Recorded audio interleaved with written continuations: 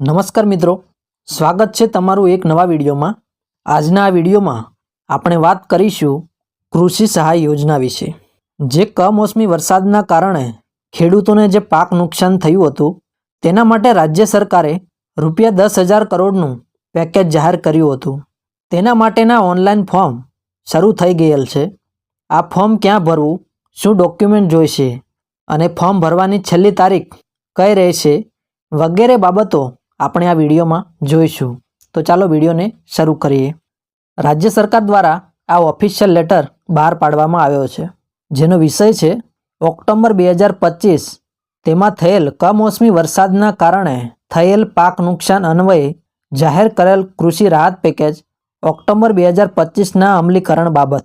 આ કમોસમી વરસાદના કારણે અમરેલી, ભાવનગર, ગીર સોમનાથ, જૂનાગઢ, બોટાદ, પોરબંદર, રાજકોટ, દેવભૂમિ દ્વારકા, જામનગર, સુરેન્દ્રનગર, મોરબી, નવસારી, સુરત, વલસાડ, તાપી, ડાંગ, ભરૂચ, નર્મદા, છોટાઉદેપુર, વડોદરા, દાહોદ, પંચમહાલ, મહીસાગર, અમદાવાદ, ખેડા, આણંદ, ગાંધીનગર, મહેસાણા, સાબરકાંઠા, અરવલ્લી, બનાસકાંઠા, વાવ, થરાદ અને કચ્છ એમ કુલ 33 જિલ્લામાં થયેલ પાક નુકસાન અંતર્ગત અસરગ્રસ્ત ખેડૂતોને મદદરૂપ થવા કૃષિ રાહત પેકેજ ઓક્ટોબર 2025માં જાહેર કરવામાં આવેલ છે।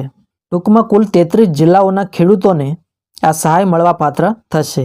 ઓનલાઈન અરજીઓ મેળવવા માટે તારીખ 14/11/2025ના રોજ બપોરે 12 કલાકથી 15 દિવસ માટે પોર્ટલ ખુલ્લું કરવામાં આવશે, જે ધ્યાને લઈ તાત્કાલિક ધોરણે નુકસાનગ્રસ્ત ખેડૂતોની કૃષિ રાહત પેકેજ પોર્ટલ ઉપર અરજી થાય તે મુજબ પ્રચાર પ્રસાર કરવા અને જરૂરી આયોજન કરવા જણાવવામાં આવેલ છે।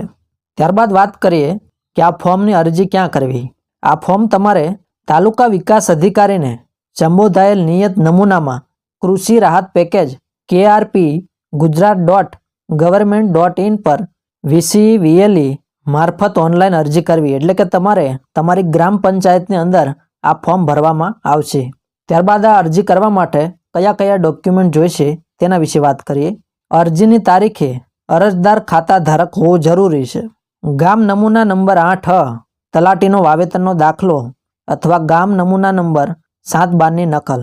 ત્યારબાદ આધાર કાર્ડ, મોબાઈલ નંબર અને bank account number, IFSC code તથા નામ દર્શાવતી બેંક પાસબુકની કોપી।